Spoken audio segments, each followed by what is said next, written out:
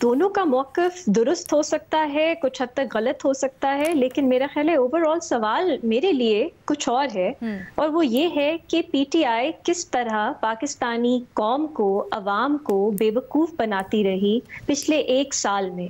उनकी जो पूरी सियासत है, आप उसका एक-एक जिस पे वो खड़ी थी फाउंडेशन पिछले 1 साल में, वो उठा के देख लें, उसको कोई ओन ही नहीं करता।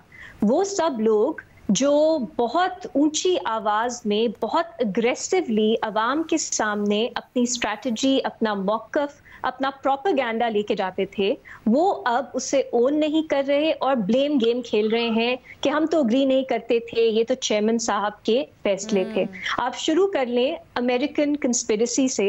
एक ऑडियो लीक भी आई थी जिसमें असद उमर उसका हिस्सा थे, जिसमें बताया जा रहा था कि हमारा जो एनालिसिस है, हमारी बातचीत है, उसको मिनट्स के फॉर्म में हम we will play with it. सबको मालूम था यूएस कंस्पिरेसी झूठ है, लेकिन इंपोर्टेड हुकूमत नामंजूर का जो ट्रेंड है वो कौन चलाता था? क्या उसमें असद उमर जो थे वो इंटायरली बिल्कुल इक्वली रिस्पॉन्सिबल नहीं थे? और हम जो भी बात करते हैं कि इमरान खान साहब की पॉपुलैरिटी की, वो क्या इस प्रोपेगेंडा ने, इस झूठ ने उस पॉपुलैरिटी में इजाफा नहीं किया? ये पहला था। और अलीना, बार बार हम बात कर चुके हैं कि किस हद तक ये झूठ था।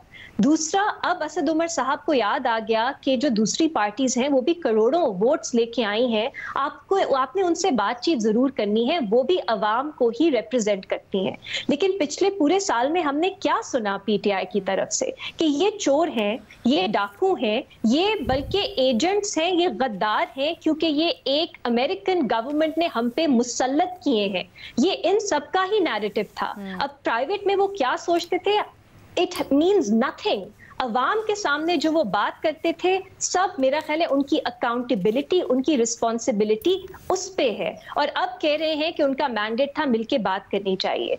तीसरा, एंटी फौज बयानिया, मैं इसको एंटी एस्टैब्लिशमेंट बयानिया नहीं कहूंगी, क्योंकि आखिर तक वो कहते रहे कि हमसे बात कर लें, हमें इलेक्शन दिलवा दें। ये असद उमर ही थे जो कहते थे कि हम आपस में बातचीत करके हमें क्या मिलेगा, रियासत को, जिसमें वो सुप्रीम कोर्ट और मिलिट्री का नाम लेते थे, कि उन्हें एज इंस्टीट्यूशन से मौक़िफ़ लेना है कि इस मुल्क में पिछले साल से इलेक्शंस ही हल हैं। तब उनको याद नहीं था कि जो लोग इस वक्त गवर्नमेंट में हैं वो करोड़ों वोट्स लेके आए हैं और उनके बगैर आप इस तरह उन पे फैसले कोर्सिवली मुसल्लत नहीं कर सकते। ये उनकी जो बुनियादी सियासत थी पिछले साल में, उस इन फाउंडेशंस पे खड़ी थी और इसने हमें नफरत की तरफ, इसने हमें डिस्ट्रक्शन की तरफ, इसने हमें इस इंस्टेबिलिटी की तरफ जो हम आज देख रहे हैं वहां लेके आई। मैं 2 और चीजों का इजाफा करना चाहूंगी कि वो रियासत और हुकूमत में तफरीक करना भूल गए थे।